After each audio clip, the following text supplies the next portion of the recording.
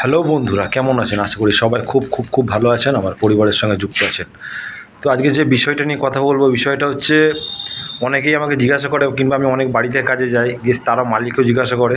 সেটা হচ্ছে আর্চের, মানে আর্চ ডিজাইনের বা জানলা হোক, আর্চের টেকসই বেশি না স্কোয়ার ডিজাইন, মানে চার চৌকো যে জানলাগুলো হয়, 3x3, 4x4, 5x5 যে স্কোয়ার ডিজাইনের জানলাগুলো হয়, তার টেকসই বেশি।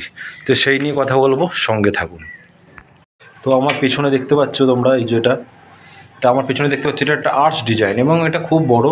এটা হচ্ছে প্রায়, মানে ভেতর আপনার আছে প্রায় 5.5-6 ফুট আছে প্রায়। এটা আমি করেছিলাম, তো 6 ফুট আছে।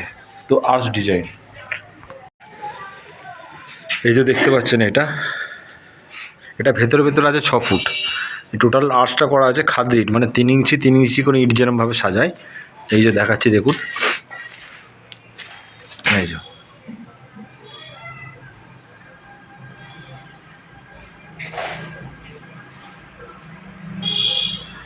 এরকম 3 ইঞ্চি ইট করে খাদ্রি করে আর্চ করা আছে।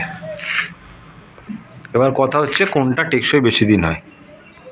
এবার কোন ডিজাইনটা টেকসই বেশি হয়, আর্চ না স্কোয়ার ডিজাইন? অবশ্যই আর্চ ডিজাইনের টেকসই বহু দিন বেশি, মানে এখানে ঢালাইও লাগে না। আপনি যদি গাঁথনি করেও করেন, অনেকে ঢালাই দিয়ে করে, সেটাও আমি পরে আলোচনা করব। শুধু আপনি যদি গাঁথনি দিয়ে করেন আর্চ ডিজাইন, তাও কিন্তু বহুত দিন যাবে। কিন্তু সবসময় একটা জিনিস খেয়াল রাখবেন, যেরকম 3 ইঞ্চি করে যেরকম দেওয়া আছে গাঁথনি, ওই রকমভাবে আর্চ করবেন। কোনো দিন ওই রকম ওই প্লেন, অনেকে আজকে শুধু এরকম ইট বসিয়ে দেয়, মানে 10 ইঞ্চি, যেমন 5 ইঞ্চি পাতা হয়, যেমন 10 ইঞ্চি গাঁথনি করা হয়, ওই রকমভাবে ইট কিন্তু পেতে অনেকে আর্চ করে। ওইভাবে আর্চ কোনো দিন করতে যাবেন না।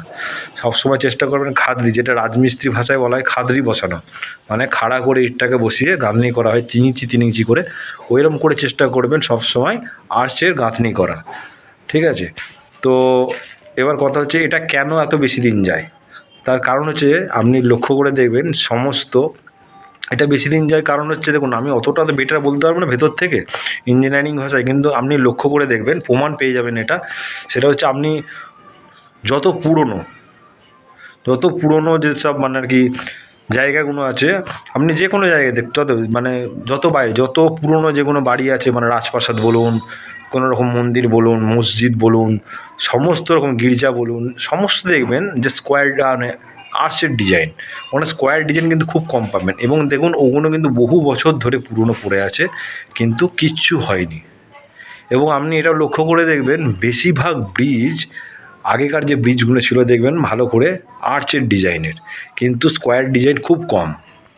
অতএব যত মন্দির মসজিদ দেখবেন কিন্তু সব আর্চ ডিজাইন। অতএব আগেকার কিন্তু যারা ইঞ্জিনিয়ার ছিল, তারাও কিন্তু ভালো করেই জানতো যে আর্চ ডিজাইনের কিন্তু লংডিভিটি, মানে টেকসই বহুত দিন। তাই তারা কিন্তু বেশিরভাগ ক্ষেত্রে ওইরকমভাবেই করতো, সব আর্চ ডিজাইন।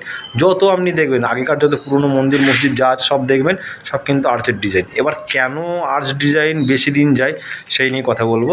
আপনাদের ফ্রন্ট ক্যামেরায় দেখাচ্ছি, আপনারা দেখুন, ভালো করে বুঝবেন।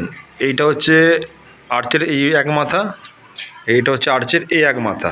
তো এই ডিস্টেন্সটা হচ্ছে আপনার খুব জোর হলে ওই 6 ফুট মতো। এবার কেন বেশি টেকসই হয়, তার কারণ হচ্ছে, দেখুন আপনি এবার এইখান থেকে, এই যে টোটাল যে আর্চটা, এই যে আর্চটা, এই আর্চটা, এই আর্চটা কিন্তু প্রায়, মানে ফিতে দিয়ে মাপলে দেখা যাবে, মানে এত পর্যন্ত যদি ফিতে, মানে যে জায়গাটা থেকে উঠে চার্জ স্টার্ট হয়েছে, সেখান থেকে মাপলে দেখা যাবে প্রায় 9 করে কিন্তু প্রায় 9 ফুট প্রায় কাছাকাছি হয়ে যাবে। মানে রাউন্ড দিয়ে যদি মাপা হয়, আর্চটাকে ফিতে ধরে মাপলে 9 ফুট। এবার ব্যাপারটা হচ্ছে কি, দেখুন একটা প্লেন জিনিস যখন থাকবে, কিন্তু তখন কিন্তু চাপ দিলে, মাঝখানে চাপ দিলে সে কিন্তু বসে যাবে। কিন্তু এর ব্যাপারটা কী হবে, যেহেতু এইখানের থেকে এই ডিস্টেন্সটা, এই যে আর্চটার ডিস্টেন্স কিন্তু অনেকটা লং, অতএব এই পোর্শানে যখন কোনো চাপ পড়বে না, সে চাপটা দেবে কোথায়? যখনই এখানে চাপ পড়বে, এই দু সাইড এদিকে যেতে চাইবে, এই যে সাইডটা এদিকে যেতে চাইবে, এদিকের যে সাইড আছে এই সাইড ওদিকে যেতে চাইবে, কিন্তু যাওয়ার তো জায়গা নেই। ওই জন্যে কিন্তু আর্চের লংডিভিটি বহু বছর আর্চের লংডিভিটি, ওই জন্যে বেশিরভাগ ক্ষেত্রে আর্চ ব্যবহার করা হয়। আমি হয়তো যত সামান্যভাবে বোঝানোর চেষ্টা করলাম, আপনাদের আরও পরিষ্কার করে বোঝানো যাবে, এটা পরে বোঝাবো, ঠিক আছে? দেখুন, তো সবসময় বাড়িতে চেষ্টা করতে পারেন, যারা আর্চ করেন অনেকে, ভয় খাওয়ার কিছু নেই। আর্চের লংডিভিটি কিন্তু বহু বছর, বহু দিন যাবে আর্চের, অসুবিধা কিছু নেই। যারা আর্চের জানলা করেন কিংবা বাড়ির সদর দরজায় করেন কিংবা ডাইনিংয়ের সামনে যেগুলো আর্চগুলো করেন, এটা একটা রান্নাঘরের সামনে করা আছে।